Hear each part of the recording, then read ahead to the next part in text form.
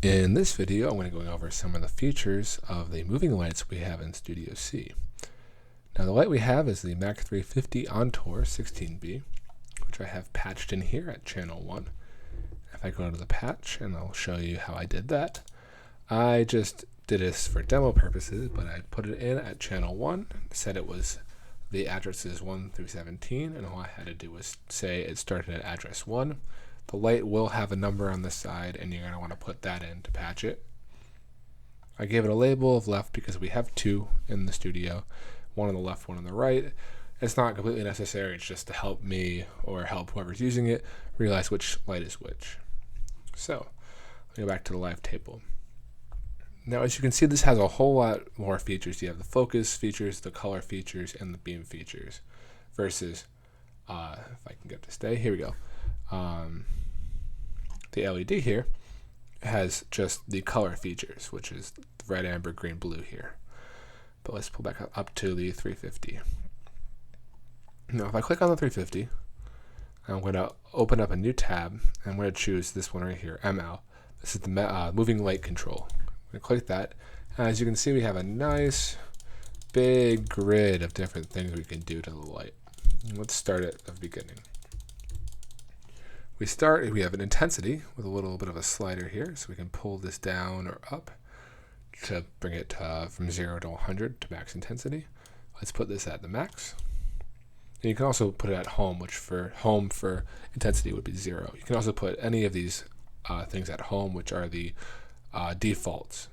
So if I did focus home here, it would reset it to 0, 0, 0. And now you can see we have the pan and tilt.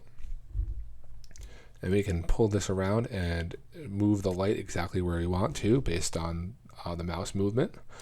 Or we can just adjust the pan or just adjust the tilt up and down. And position M speed here is for these macros and how fast you want them to run. And these macros are built into the light. So if I wanted it to be moving and test in a clockwise direction, now the light would be moving in a clockwise circle. Next, we have the color picker, so let's move over to that.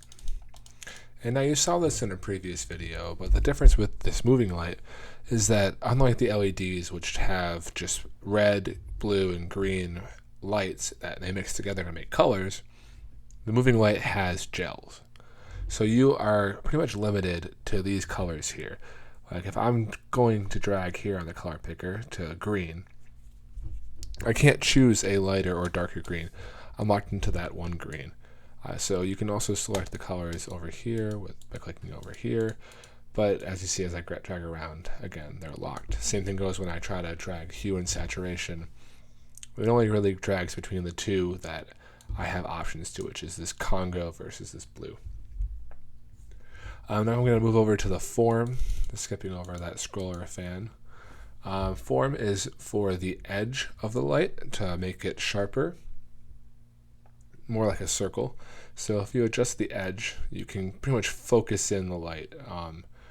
And you can also have it so the light will strobe or kind of pulse open and closed or move just randomly with the opening and closing or the strobing.